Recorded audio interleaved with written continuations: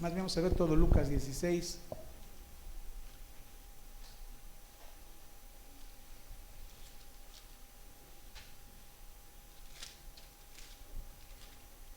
¿Cuántos han leído algo del Evangelio de Lucas? ¿Han leído las parábolas de Lucas? Lucas fue un evangelista de los 4, que él no anduvo con Jesús. Lucas era un médico, tal como dice la palabra, un médico que se dedicaba a sanar gente, y pues fue alumbrado por Dios para seguir a Jesucristo, y él nos escribió el tercer evangelio que lleva su nombre, Lucas. Pablo le llamó el médico amado, y indudablemente que pues nos deja un legado maravilloso este gran evangelista, porque él trató de hacer una narración cronológica, es decir, basado en los acontecimientos según fueron sucediendo. Y yo quiero hablarles ahora de Lucas capítulo 16. El contexto es capítulo 15, verso 1, vamos a leer 15:1. Dice: se acercaban a Jesús todos los publicanos y pecadores para oírle, y los fariseos y los escribas murmuraban diciendo: este a los pecadores recibe y con ellos come. Entonces el auditorio eran los discípulos, muchos seguidores de Jesús, pero dice que había publicanos y fariseos. ¿Quiénes eran los publicanos? Los publicanos eran judíos, pero que se dedicaron a ser recaudadores de impuestos por parte del gobierno romano. Por eso eran muy odiados, porque eran como, ¿cómo le llaman actualmente esto? Cuando alguien te da un negocio y dice: bueno, tú explótalo y tú me pagas lo que yo te pido. Franquicia, ¿verdad? Era una franquicia. Entonces eran muy odiados los publicanos, porque eran los recaudadores de impuestos. Pero si ven ustedes, están comiendo con Jesús aquí en este capítulo 15, y dice que Jesús se juntaba y comía con los pecadores. Y los fariseos era una secta que se había separado del judaísmo, aunque pertenecían al judaísmo, pero como siempre hay alguien, un sectario, que dice: bueno, vamos a hacer otro partido, ¿verdad? Aunque creían en la Torá, en la Biblia, pero tenían otras creencias. Entonces eran judíos, pero muy intelectuales, y tenían una gran influencia política y social. Eran ricos la mayoría de los fariseos, y defendían la doctrina estrictamente. Entonces, ¿qué creían? Creían en la inmortalidad del alma. Hay que entender esto. Los saduceos no creían en la resurrección. Había otra secta que eran los saduceos, pero los fariseos, era el grupo más numeroso, creían en la inmortalidad del alma, la vida luego de la muerte y la resurrección de los espíritus buenos en cuerpos eternos. Era a grandes rasgos su filosofía, su doctrina. Entonces Jesús pues no los regañó, sino los exhortó a que cambiaran, ¿verdad? Cuando ves Mateo 23, pues Jesús les dice con compasión, ¿verdad? Aparece 16 veces, me parece, la palabra "ay", referidas a los fariseos. Y vamos a leer algunas de estas. Vayan a Mateo 23 para que vean cómo actuaban. Y dice Mateo 23,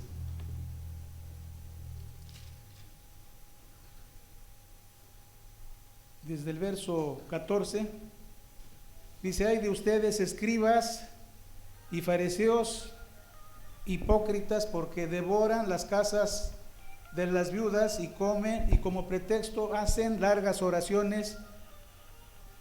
Por esto recibirán mayor condenación. Pues vean cómo era su actuar. Ay de ustedes, escribas y fariseos hipócritas, porque recorren mar y tierra para hacer un prosélito, y una vez hecho lo hacen 2 veces más hijo del infierno que ustedes. Ay de ustedes, guías ciegos, que dicen: si alguno jura por el templo, no es nada, pero si alguno jura por el oro del templo, es deudor. Insensatos y ciegos, porque ¿cuál es mayor, el oro o el templo que santifica el oro? Entonces vean ustedes, hermanos, qué forma de Jesús de exhortarlos, ¿no?, en su religiosidad. Verso 18, también decía, si alguno jura por el altar no es nada, pero si alguno jura por la ofrenda que está sobre el altar es deudor. Necios y ciegos, porque ¿cuál es mayor, la ofrenda o el altar que santifica la ofrenda? Pues el que jura por el altar jura por él y por todo lo que está sobre él, y el que jura por el templo jura por él y por todo lo que en él habita, y el que jura por el cielo jura por el trono de Dios y por aquel que está sentado en él. O sea, les dice de qué forma actuaban, hermanos. Tenían unas oraciones especiales, y para no nombrar a Dios oraban, usaban la palabra cielo, y Jesús los exhorta a que cambien de actitud. Leemos el último.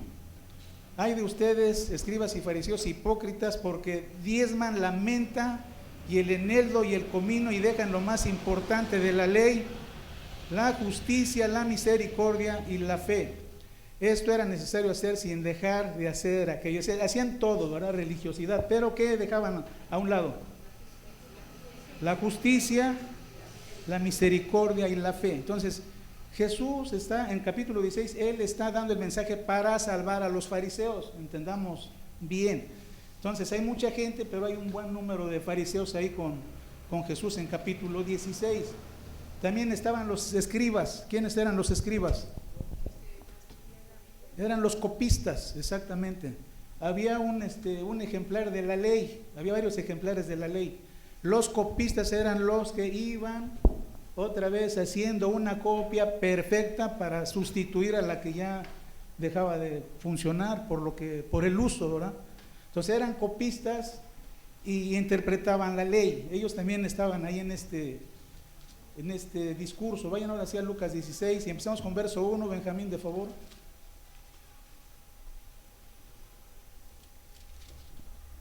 Lucas 16, 1 dice, dijo también a sus discípulos, había un hombre rico que tenía un mayordomo, y este fue acusado ante él como disipador de sus bienes.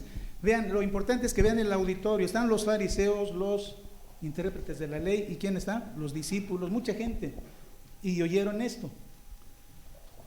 Y dice, da cuenta de tu mayordomía, porque ya no podrás más ser mayordomo. Un mayordomo era un administrador, era el que administraba la hacienda del rico, del propietario. Entonces le llamó y le dijo, ¿qué es esto que oigo acerca de ti? Da cuenta de tu mayordomía, porque ya no podrás ser más mayordomo. Está corriendo, verso 3. Entonces el mayordomo dijo para sí, ¿qué haré? Caviló diciendo, ¿qué haré? Porque mi amo me quita el trabajo. Cavar no puedo. Mendigar me da vergüenza, dice. Ya era un adulto, ya tenía 50 años a lo mejor. Verso que sigue.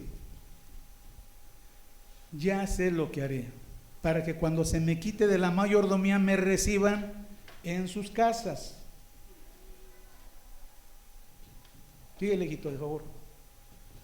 Y llamando a cada uno de los deudores de su amo, dijo al primero, ¿cuánto debes a mi amo? Le pregunta, ¿cuánto debes a mi amo? Él dijo, 100 barriles de aceite. Y le dijo, toma tu cuenta, siéntate pronto y escribe 50. Te voy a hacer una rebaja, ¿sí? Aquí está tu cuenta, pon que ya pagaste al amo, borra la deuda y pon la mitad, ¿verdad? Y escribe 50. Después dijo a otro, ¿y tú cuánto debes? Y él dijo 100 medidas de trigo, y le dijo, toma tu cuenta y escribe 80, verso 8. Y alabó, vean ustedes, hermanos, aquí está la clave, y alabó el amo, no Cristo. ¿Quién alabó al mayordomo? Y alabó el amo al mayordomo malo por haber hecho sagazmente. Entonces nos habla también del corazón del amo. ¿Cómo era el corazón del amo? ¿Cómo era? Pues era igual, de malo, ¿verdad? Yo creo que peor. Dice, lo alabó por haber hecho sagazmente. ¿Qué significa la palabra sagaz? Dicen, es muy sagaz. ¿Cómo? Astuto, muy bien. Inteligente. Entonces alguien sagaz es una persona que tiene facilidad para comprender las cosas y de percibir la claridad de un asunto, ¿verdad? Entonces dice, y alabó el amo al mayordomo malo por haber hecho sagazmente. Entonces se ve que el amo era también un corrupto, ¿verdad? Y dijo, oye, me sirve tu forma de actuar, ¿verdad? Porque resultó ser más inteligente que el amo. Entonces, no, la Biblia no explica más, pero eran iguales, ¿verdad? ¿En qué estaban interesados ambos? ¿En qué? En el dinero, o sea, el billete, la lana, el poder, porque el dinero da poder. Uno de los poemas más antiguos dice, poderoso caballero es don dinero, lo dijo un poeta español, ¿verdad? Desde siempre.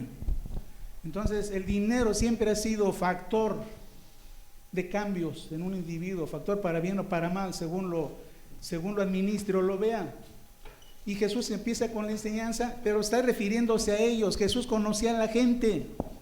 Entonces, dentro de ese grupo había gente tranza, como aquí en México, ¿verdad? Está dicho, hay el que no tranza, no avanza, ¿verdad? Ustedes ven lo que vive el país ahorita, mucha gente ahí con denuncias, gente encarcelada porque participó de negocios sucios.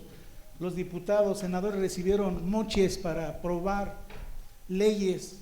Es vergonzoso, pero es en nuestro país. ¿Por qué lo hicieron?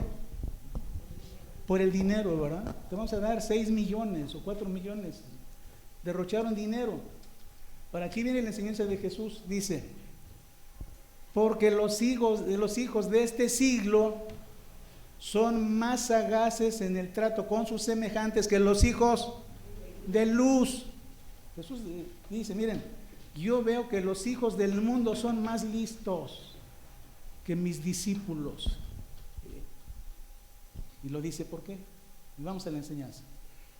Y dice, y yo les digo, ya está en la enseñanza, ganen amigos por medio de las riquezas injustas, pero no se refiere a riquezas mal habidas, sino realmente es el valor que tiene el dinero. ¿Qué le va a pasar a tu dinero cuando te mueras? Pues ahí se va a quedar. Cuando termine el mundo, ¿qué le va a pasar al dinero? Pierde su valor, ¿verdad? Entonces Jesús ve al dinero aún lícito, hay que verlo como un bien que si no lo sabes cuidar te puede afectar. Ninguno de los que están en la cárcel pensó que por querer dinero le iba a acontecer eso. Las noticias ahorita en el país están llenas de esto, están persiguiendo gente corrupta que robó dinero, ¿verdad? Entonces Cristo se enfoca en cómo sus hijos deben usar el dinero, que es como una riqueza injusta, es decir, podrida, es decir, no tiene valor. ¿Qué le da valor al dinero aquí en la tierra? ¿O quién le da el valor? ¿Qué le da el valor al dinero? Tenemos un sueldo, todos tienen un sueldo. Alguien llamó al dinero sudor congelado, ¿verdad? Porque trabajaste 8 horas para obtener un bien, un haber, ¿verdad? Pero fue necesario trabajar para obtener el dinero, ¿verdad? Entonces, pues tu vida realmente, si tú vas a trabajar una semana y te pagan 2,000 pesos, eso fue lo que costó tu vida durante 40 horas a la semana, ¿verdad? No fue gratis, diste parte de tu vida, ¿verdad? Entonces Jesús se enfoca, el dinero tiene un valor y es trabajo, ¿verdad? Pero ¿quién lo valora principalmente? ¿Quiénes son los que ponen los sueldos? Los de arriba. Dice, yo te voy a pagar nada más 100 pesos por el jornal y no hay más. Por eso dice Jesús que la riqueza es injusta, porque no hay equidad, ¿sí? El que tiene más, ¿qué hace? Quiere más y dar menos, ¿sí? Ese es el corazón humano. Yo quiero tener más y si se trata de dar, debo de dar ¿cuánto? Menos. Ese es el corazón del hombre, ese es el corazón natural, el corazón humano. El corazón humano está lleno de tacañería, yo quiero guardarme, ¿verdad? En lugar de confiar en Dios, pones tus ojos en el dinero, ¿sí? Porque es importante, pero no lo es como tú piensas. Lo más importante es que dependas de Dios, como lo vamos a ver. Y dice, Yo les digo, ganen amigos por medio de las riquezas injustas para que cuando estas falten los reciban. ¿En dónde? Ya cuando te vayas, dices, bueno, te voy a decir contento, te vayas contento a tu lugar con Cristo, verso 10. Y viene el principio, hermanos. Aquí viene la enseñanza. El que es fiel en lo muy poco, también en lo más es fiel. Se refiere al mayordomo. ¿El mayordomo fue fiel? No, ¿cómo fue? ¿Cuál es lo contrario? Infiel. Entonces, casi Jesús dice, háganse un análisis, ¿cómo están en fidelidad? El que es fiel en lo muy poco, también en lo más es fiel. Y se refiere a nuestra vida diaria también. ¿Cómo respondes tú al trabajo que te dio tu patrón? ¿Eres leal? ¿Cuidas los intereses de tu patrón? ¿O odias al patrón porque piensas que te está explotando? Es que hay pensamientos así. Entonces dice que somos llamados a ser fieles. Y el ejemplo es, si yo busco un trabajo y me contratan por 200 pesos diarios, 8 horas, ¿cómo debo de trabajar? Fielmente. ¿Me están obligando a trabajar?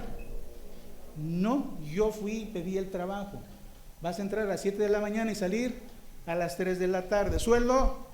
200. Entonces, ¿qué tengo que hacer? Las 8 horas. ¿Trabajar? No me corresponde perder el tiempo o engañar al patrón o robarle al patrón. Tengo que ser fiel.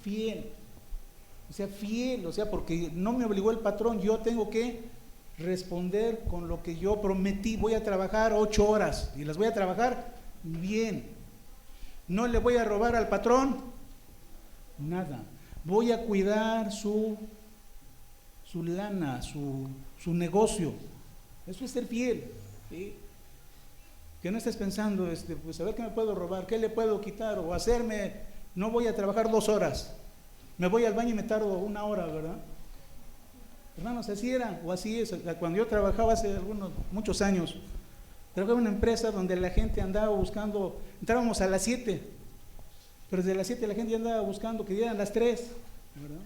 Entonces andaba pululando, muchos no trabajaban, y muchos saqueaban la empresa, o sea, se robaban las herramientas, coludidos con los guardas, ¿verdad? Los que tienen que guardar los intereses. Era una colusión, yo lo vi. Pero digo algo, nunca participé, gracias a Dios, ¿verdad? Nunca me presté a eso. Pero el mundo es así. ¿Pero qué dice Cristo? Que aprendamos a ser fieles. El que es fiel en lo muy poco, también en lo más, ¿qué dice? Es fiel, es una regla. Y el que en lo muy poco es injusto, también en lo más es injusto. O sea, Jesús está escudriñando la mente de todos los que le están mirando. ¿Quién estaba ahí? Fariseos, saduceos, los escribas. Y los escribas los fariseos eran riquísimos, hermanos. Te digo porque cómo se habían hecho ricos. Alrededor del culto había un gran negocio de venta de animales para el sacrificio. Los lugares eran de carísimos como los del centro, ¿verdad? O sea, se convirtió en un negocio la religión judía. Por eso Jesús dice que cuando él entra al templo, ¿qué hizo? Dice que hizo un azote de cuerdas y empezó a azotar los animales y dijo: ustedes han hecho de la casa de mi padre cueva de ladrones. Entonces los fariseos, toda esa gente tenía grandes negocios, les vendían todos los instrumentos que usa la religión judía. Las filacterias, habla de las filacterias, son unas cajitas que van con piel, una en la cabeza y otra en el brazo, donde van 4 versículos bíblicos de la Torah o de la ley.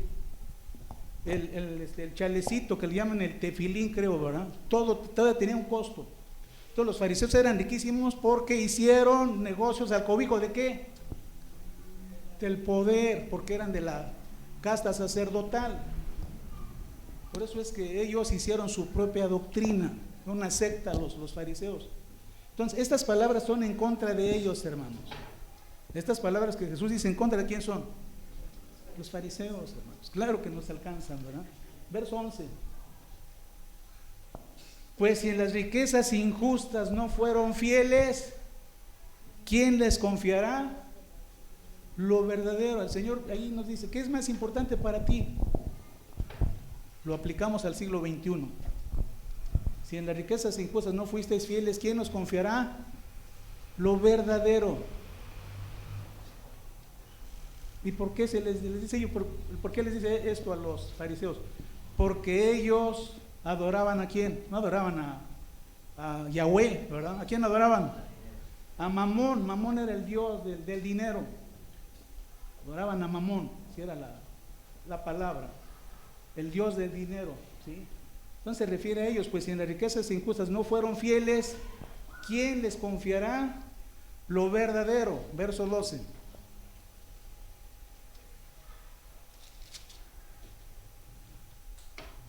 Y si en lo ajeno no fueron fieles, ¿quién nos dará lo que es vuestro? Está muy fuerte el mensaje, ¿verdad? Para ellos, para nosotros también. Verso 13. Ningún siervo puede servir a dos señores, porque o aborrecerá al uno y llamará al otro, o estimará al uno y menospreciará al otro. No podéis servir a Dios y a las riquezas. Se los digo, o sea, ustedes no pueden, o dejas las riquezas o amas a Dios, porque ¿cuál era el Dios de los fariseos otra vez? La lana. O sea, Dios era puesto aparte, ¿verdad? 14. Y oían también todas estas cosas los fariseos, que eran avaros, y se burlaban de Cristo, ¿verdad? Se oían las risas ahí de escarnio, de burla. Verso 15. Entonces les dijo: ustedes son los que se justifican a ustedes mismos delante de los hombres, mas Dios conoce vuestros corazones, porque lo que los hombres tienen por sublime delante de Dios es abominación. A Dios no le interesa. Ellos hacían muchos actos, ¿verdad? Muchos actos religiosos, y el Señor los confronta. Verso 17.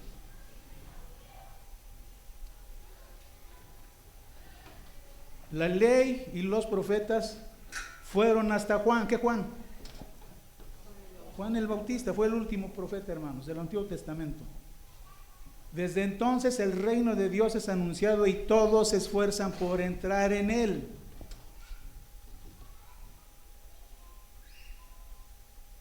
Pero más fácil es que pasen el cielo y la tierra, que se frustre una tilde de la ley.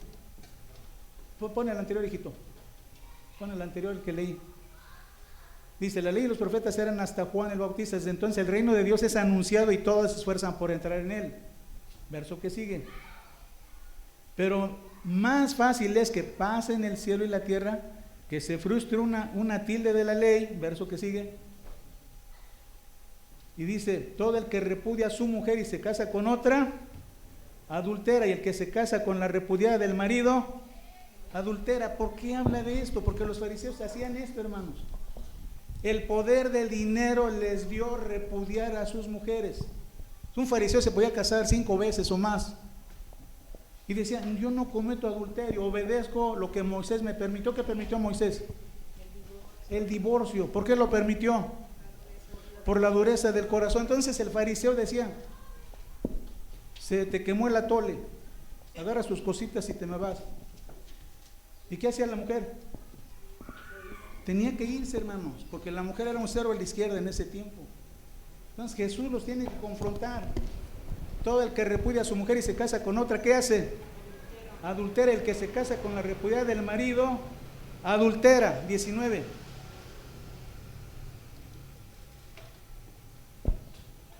Hasta ahí terminó la parábola.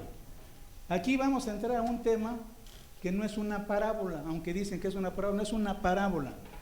Sigue hablando de dinero, ¿verdad?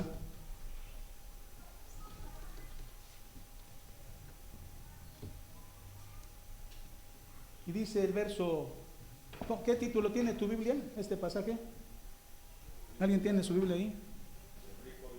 El rico y Lázaro. Entonces alguien dice que es una parábola. No es una parábola, hermano. Es una comparación. Porque una parábola siempre usa cosas entendibles para el común de las personas para darle una enseñanza espiritual. Un ejemplo, la parábola del sembrador que usa el Señor, los tipos de tierra y dónde cae la semilla. Entonces todos conocemos que para obtener producto hay que sembrar, pero esto no es una parábola. Esto se llama una figura de pensamiento llamada prosopopeya. ¿Sí conmigo? Prosopopeya, ¿sí? ¿Y qué es una prosopopeya? Es una narración donde aparecen muertos, personas muertas que hablan o sienten, lo cual no es la verdad. Y es que los fariseos creían eso, que una vez que te mueres seguía la vida allá arriba, seguía la vida igual, ¿sí? Con un cuerpo casi igual. Entonces Jesús les tiene que echar abajo sus doctrinas. Dice, habrá un hombre rico que se vestía de púrpura y de lino fino, y hacía cada día banquete con esplendidez. ¿Quiénes estaban ahí? Los fariseos. ¿Eran riquísimos? Sí. Se refiere a ellos. Verso que sigue. También había un mendigo llamado Lázaro que estaba echado a la puerta de aquel lleno de llagas. Entonces presenta las clases sociales de ese tiempo, los muy ricos y los muy pobres. Hoy existe esto, ¿verdad? Pero Jesús presenta cómo vivía la sociedad de ese tiempo. Verso que sigue. Perdón, no lo he leído. Había también un mendigo llamado Lázaro que estaba echado a la puerta de aquel lleno de llagas. 21, Benjamín. Y ansiaba saciarse de las migajas que caían de la mesa del rico, y aún los perros venían y le lamían las llagas. Y ansiaba, creo que no leí el anterior, Guito, sí. Y ansiaba saciarse de las migajas que caían de la mesa del rico, y aún los perros venían y le lamían las llagas. Jesús está narrando. Aconteció que murió el mendigo y fue llevado por los ángeles al seno de Abraham. Y murió también el rico y fue sepultado. Y en el Hades alzó sus ojos estando en tormentos y vio de lejos a Abraham y a Lázaro en su seno. No es una parábola. ¿A dónde se iba el que se murió? Versículo anterior, para que lo vean. Al seno de Abraham. La creencia de los fariseos es que cuando la gente se moría, ¿a dónde se iba? Al seno de Abraham. El seno significa el punto o el lugar, o ahí cerquita de Abraham, para no hacernos bolas, ¿verdad? Dice, y en el Hades alzó sus ojos estando en tormentos y vio de lejos a Abraham y a Lázaro en su seno. ¿El pobre dónde estaba según la narración? Estaba en el seno de Abraham. Verso 24. Entonces él dando voces dijo, Padre Abraham, ten misericordia de mí y envía a Lázaro para que moje la punta de su dedo en agua y refresque mi lengua porque estoy atormentado en esta llama. Aquí está la prosopopeya. ¿Quién está hablando? Muertos. Gente que ya se murió, por eso se llama prosopopeya. Se le da voz a gente que ya se murió para una narración, no es que la gente viva. Es decir, cuando nos vamos, no nos llevamos a este cuerpo. Los 5 sentidos van a dejar de funcionar cuando nos vayamos. ¿Qué va a funcionar? Tu espíritu. Lo que está unido al Padre es tu espíritu. Pero Jesús realmente está en contra de los fariseos con sus doctrinas. Entonces él dando voces dijo, Padre Abraham, ten misericordia de mí y envía a Lázaro para que moje la punta de su dedo en agua y refresque mi lengua porque estoy atormentado en esta llama. El Hades. ¿Qué era el Hades, hermanos? Les digo la definición de Hades. Los judíos no creían que cuando se moría, antes de que viniera Cristo, cuando la gente se moría, sí iba toda la gente al Hades. Hades ahí significa lugar de ultratumba, que es más allá de la tumba. Entonces los buenos y los malos, ¿a dónde se iban? Al Hades. Pero no habla de una separación. Aquí la narración de Jesús habla de que están separados.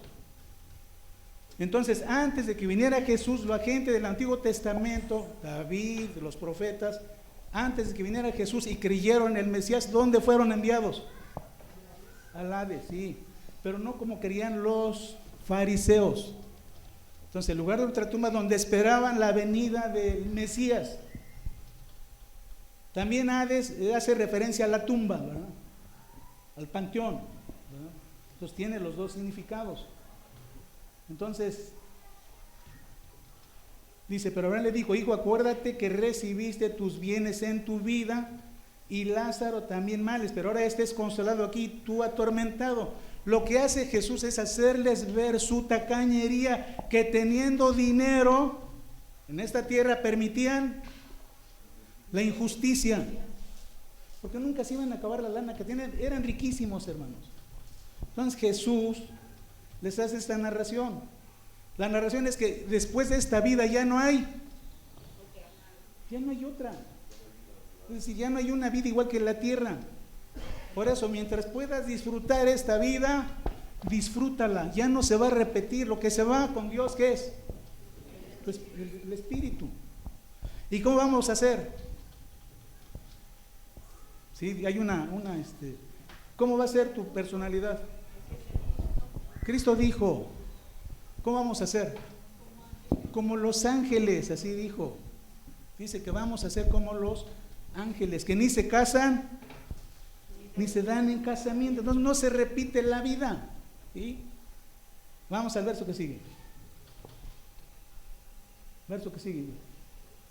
Además de todo esto, una gran cima, un gran obstáculo está puesta entre nosotros y ustedes, de manera que los que quisieran pasar de aquí a vosotros no pueden ni de allá pasar acá. ¿Sí se va entendiendo? Ahora van a ver el final, que esa es la esencia del mensaje. Verso 27. Entonces le dijo, ¿quién le dijo? El rico.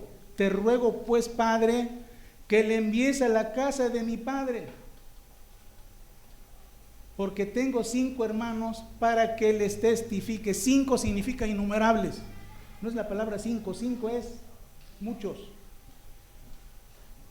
Para que les testifique, a fin de que no vengan ellos también a este lugar de tormento. Y Abraham les dijo: a Moisés y a los profetas tienen, óiganlos, porque ellos hablan del testimonio del Mesías, ¿verdad? Él entonces dijo: no, padre Abraham, pero si alguno fuere a ellos de entre los muertos, se arrepentirán.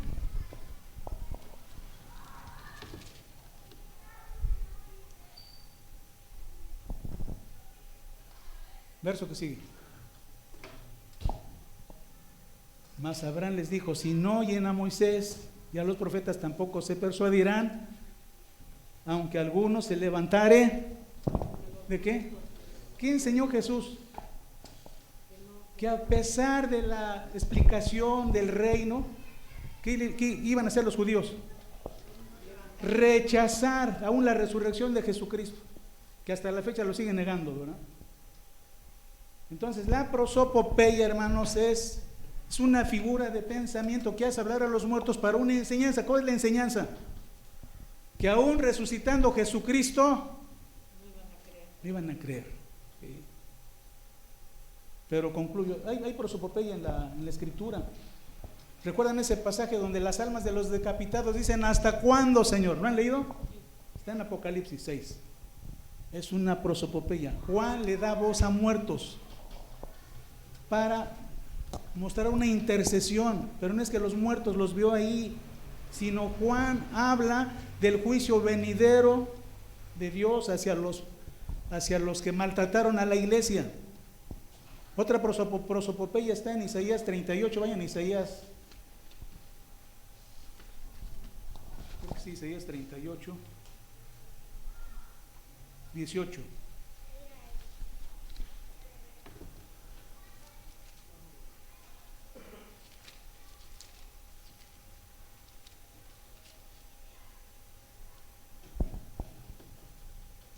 Porque el Seol no te exaltará. Está hablando el rey Ezequías, que Dios le prolongó la vida 15 años, iba a morir. Y Dios le prolongó la vida. Dice: porque en el Seol no te exaltará, ni te alabará la muerte, ni los que descienden al sepulcro esperarán tu verdad. ¿Qué está diciendo entonces? Mientras tengamos vida, ¿qué tenemos que hacer? Alabar a Dios. Pues ya que te vaya, este cuerpo ya no lo va a lavar, ya no va a levantar sus manos, ya no vas a danzar. Oye, la alabanza estuvo para danzar, yo no puedo danzar porque ya estoy viejo. ¿Sí? Porque si brinco se me altera la presión tal vez, ¿verdad?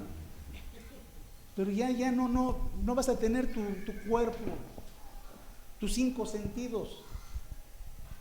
Entonces, entre tanto tengas conciencia, ¿conoces al Señor? ¿Conoces a Cristo? Disfruta, hermano, porque la vida es breve. Tienes proyectos, termínalos, acábalos, porque eso es tu vida. Céntrate en Dios, no en las riquezas no. Si nada más son puras riquezas, no te van a hacer feliz. Existe el testimonio, hermanos, mundial. Gente, un millonario, un tal Hughes, no sé si se pronuncia ahí en Estados Unidos, era el hombre más rico hace como unos 10 años. Riquísimo. Dijo, estoy hastiado de la vida. Siendo tan rico, ¿qué hizo? Se suicidó. Teniéndolo todo. Entonces el dinero no es la vida. Sí, Nino. Oiga, pastor, entonces esta narración del rico y Lázaro no aterriza en un infierno o en un castigo. No, para nada. Tampoco es el infierno. ¿Sí? Entrada directa. En el año 70 terminó todo el plan de Dios. Actualmente, cuando alguien se va, no hay purgatorio, no hay limbo, te vas directo, revestido de la gloria de Cristo, porque esa es la promesa. Te vas sin paradas. Y no por la corona, ya la tienes. Ya tenemos, estamos en la eternidad, estamos en Dios. Entonces nada más va a ser un cambio de ¿qué? De estado. ¿Sí? Dejo mi cuerpo de carne y tengo una vestidura nueva con Cristo. Buena la pregunta. No hay paradas. El infierno es aquí, hermanos. Lo que el hombre siembra mal cosecha. ¿Qué hay infierno? Las cárceles son infiernos. Hay criminales, hay drogas, hay homosexuales, lesbianas, hay de todo. ¿Sí? ¿Te imaginas una buena vida? Pues no hay buena vida, hermano. Los loqueros es el infierno. Gente que está trastornada de sus facultades mentales es un infierno. ¿Es así o no? Entonces vivimos en la gloria de la bendición, hermanos. Ya la tenemos. Entonces, quitemos ese tipo de enseñanzas. No existe un infierno donde están quemando los cuerpos, porque el cuerpo ¿dónde se va a quedar? Aquí. Claro que se cumplió el infierno para los judíos en el año 70, cuando Jerusalén fue invadida por los romanos. El templo fue quemado, la ciudad ardía. Apocalipsis 18 habla que un gran humo se levantaba sobre esa Jerusalén. Y murieron no 1000 ni 2000, murieron cerca de 1 millón de judíos murieron. Ese fue el infierno. Fue el infierno que les dijo Jesús. La condenación del infierno fue para ellos. O sea, tuvieron su infierno. Para nosotros no hay infierno. Estamos ya en la bendición plena de Dios. Amén. El día que te vayas, ya que no te recen, que te echen toda la letanía, ¿no? Que ruega por él y ruega por él o ruega por ella, ¿no? Ya no. Ya Dios hizo todo. Los creyentes nos reunimos para... El muerto ya no está ahí, bueno, el que vivía en ese cuerpo ya no está. Su espíritu ya se fue, lo que está es el cascarón. ¿Para qué nos reunimos? Para estar con la familia del que se murió, para darle fuerza, oración, estoy contigo, para entrarle también con el billete, si se puede, ¿no? Órale, ahí te va, ¿no? Pero ya no es vamos a rezar por él, nada. Es más, el día que yo me vaya, si se pudiera, pues ni velorio se hiciera, o sea, vámonos ya, ¿para qué sufrir tanto a la familia, no? ¿Es la verdad o no? Es la verdad, hermanos. Pues es la autoridad, pero pueden violarla. Me refiero que ya no hay, aunque 2 días, ¿no? Se está martirizando a la gente allí. Vamos a velarlo otro día. Bueno, lo hacen porque alguien viene de fuera o de lejos, ¿no? Pero hermanos, ya estamos en el cielo. ¿No dice la Biblia que estamos sentados en dónde? En lugares celestiales. ¿Van a leer Lucas 16 completo? Léanlo por favor nuevamente. Si hay otra pregunta, ya con todo gusto. Todas las preguntas que quieran, hermanos. Qué buena pregunta, Nino.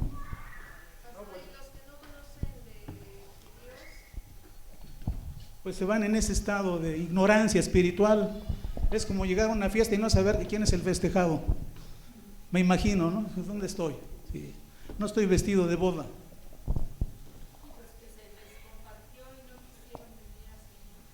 Pues como lo que te digo, o sea, se fueron sin el conocimiento, ¿sí? No sabemos qué pasa, pero sí, el mismo Salomón dice, ¿sí? En Eclesiastés 12, dice, el polvo al polvo, ¿sí? Y el espíritu va a Dios que lo dio, desde Salomón, ¿sí? Los fariseos por su doctrina cambiaron las cosas. Cristo tiene que echarles abajo su doctrina, porque para ellos, ¿quién era el principal? Abraham. ¿Veían a Dios como? ¿Veían a Abraham como? Dios. Entonces, hermanos, por eso vivamos felices. Si tienes salud, cuídala, porque esa no retoña, ¿sí? Disfruta los años de salud. Les dejo de tarea que lean Eclesiastés 12 completita en la semana. Y lo que no entiendas te lo explico la próxima semana. Padre, gracias por bendecirnos con tu presencia y con tu palabra, Señor.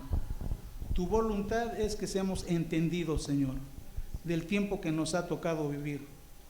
Y ese entendimiento nos lleva al disfrute de la obra de Cristo completa a favor de todo el mundo, principalmente de los que te conocemos. Te damos gracias, Padre, por bendecirnos de esta manera extraordinaria. En el nombre de Jesús. Amén. Que el Señor les siga bendiciendo a todos, amados.